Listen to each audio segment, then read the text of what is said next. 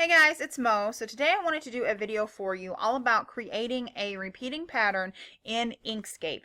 Inkscape, which if you go to inkscape.org, you can download the program for free. It's a drawing sort of program, kind of like Adobe Illustrator, where it works with vectors. And today I want to share with you how to create a repeating pattern that you can use and import into like your Silhouette software or even the Cricut software now. Cricut Design Space supports uploading your own digital patterns, repeating patterns to use in your own designs. So today, to get a vector, I'm going to go to freepik.com. Freepik is my favorite place to get vectors. I actually subscribe to the site monthly, and so for a fee, you can browse all these vectors, use them for your project, and based on your subscription, you either can attribute, you have to attribute, or you don't have to attribute. So I'm going to click on this thing that says Cute Forest Animals, and I'm going to hover over it, and you can see it has this download guy here. So I'm just going to download it. It's going to show up over here. I'm using Chrome. I'm on my Dell today. My Mac won't run Inkscape because it's really, really old, and I'm not a pro at friggin' computers. So I'm going to double click on this. It's going to open it up as the zip file. I'm going to click extract all files and extract the files, and it's going to make a folder. There it is. What we want to work with today is the AI file. This is going to be able to be opened in Inkscape. This EPS file I tried to open with the Inkscape. That's why there's that logo there. It does not work. So we're just going to open the AI file. Double click on it. This dialog box is going to come up. I am not a pro at Inkscape. I just click OK and let it do what it wants to do. And once you have the file open, everything's going to be grouped kind of weird. So I just like to drag my mouse across all the images and keep ungrouping until I get every single thing ungrouped until, whoops, you can't ungroup anymore. And I think this is generally, for the most part, ungrouped. Let me see if I can take him. Nope, his eyeballs are still stuck over there. Ungroup. Ungroup, ungroup. Whoa.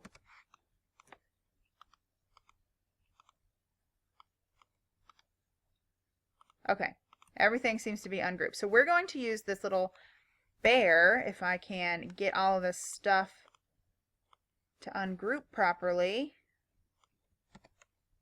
Okay, that took a minute here. I'm just going to move all of this stuff out of the way. So we're going to use this bear who has all his eyeballs attached. So I'm going to hit Control G, and that is going to group him together. I'm also going to go up here and click the lock on the scaling so that I can scale him however I would like to. And the best thing about being a vector is you can scale it however big, however small, and it's not going to lose any of its integrity. It's not going to become grainy or anything. So next we want to make a square. This is just a random background color that showed up. I make my square to be 1000 by 1000 pixels. I'm also going to lock this. Now the next step you want to do is hit Control Shift P, and that's going to bring up this preferences box. You want to make sure you scroll down to behavior right here and then click on steps. You want your arrow keys to move by 1000 pixels, so that when you nudge an image, it nudges exactly the width of this box that you've just created. So now that we have this set here, you can leave everything else alone. Just make sure that this arrow key will nudge by the width of your box. So if you make your box 500 pixels, it needs to nudge 500 pixels. If you make it 200 pixels, I don't know if you can hear my dog digging around. If you make your box 200 pixels, it needs to nudge by 200 pixels here. So we have this saved. I'm just going to close out. I'm actually going to use the eyedropper tool and pick a shade like blue. I'm going to bring this guy to the front here, and we're going to make a pattern. So you want to make sure that any object that you have hanging over the side is mirrored on the other side. So for example, in order to duplicate this image right here, instead of just hitting Control C and Control V like this, that nudges it up a little bit. You need everything to be exactly parallel to each other from one side to the next. So I'm going to delete this. I'm going to hit Control D. That duplicates the image right on top of the previous image. Then I'm going to use my arrow key to nudge that image 1000 pixels so that it sits exactly opposite on the canvas here. Now I can hit Control C and V and paste another bear and make him a little bit smaller and place him right here, and then hit Control D because I need to duplicate him so he is exactly parallel across the square from the other one. This is going to create your repeating pattern. Then you can take something like this stump here.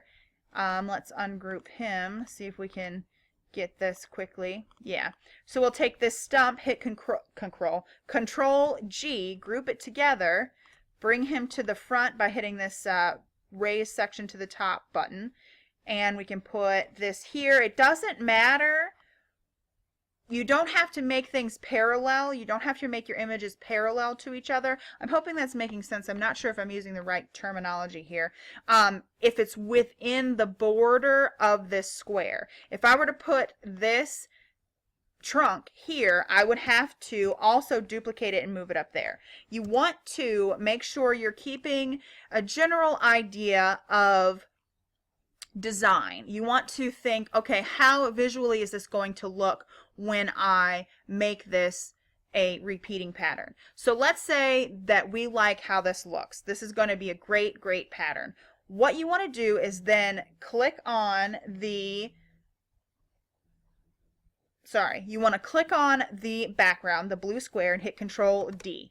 That's going to paste everything or another square on top of everything. And you may think you've done something wrong, but you haven't. You want to then use your cursor and select everything on your canvas that is involved with this design here with this blue square. In Inkscape, you can right click and hit Set Clip, or under the Object, Clip Set menu is how you can do that. I prefer to right click and set the clip because it's easier. Now, each little dotted line means this is a separate image, meaning I can select these separately. And you'll see that your bears got cut off. That's great. That's fine. That's exactly what you want. You're going to use your Control G key again to group this so that you can move everything. You're not selecting things one by one. Then to test out your repeating pattern, you can click on your square that you've made, hit Control D, and then nudge to the right. Then Control D again and nudge below. Control D and nudge to the left, Control D, nudge to the left, Control D, nudge up.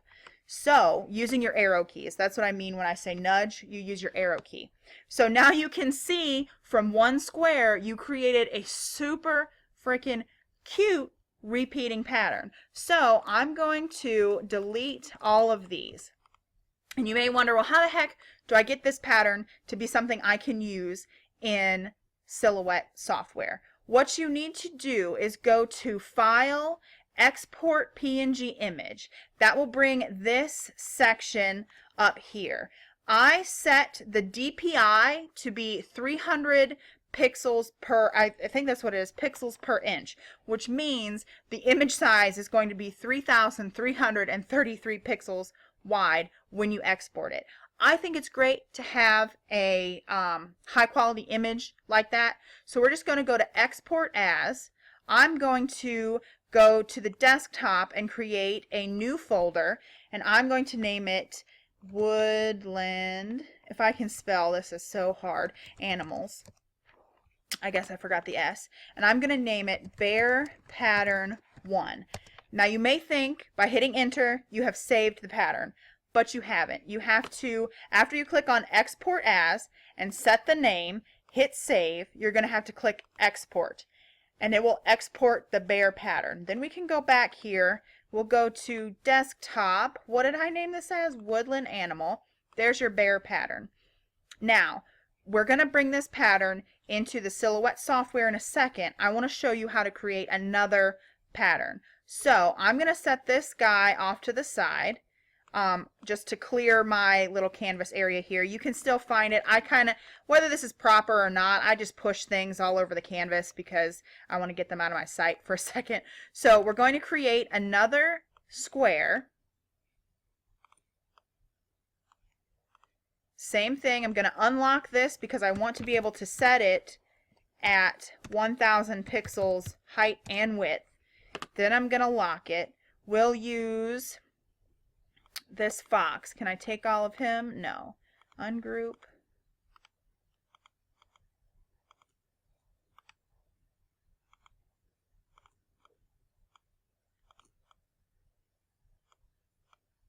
Okay, I'm going to group Control G, group this fox, bring him to the top. I'm going to use a different color here. We'll actually not use the eyedropper tool. I'll just set this to be this like brown color here.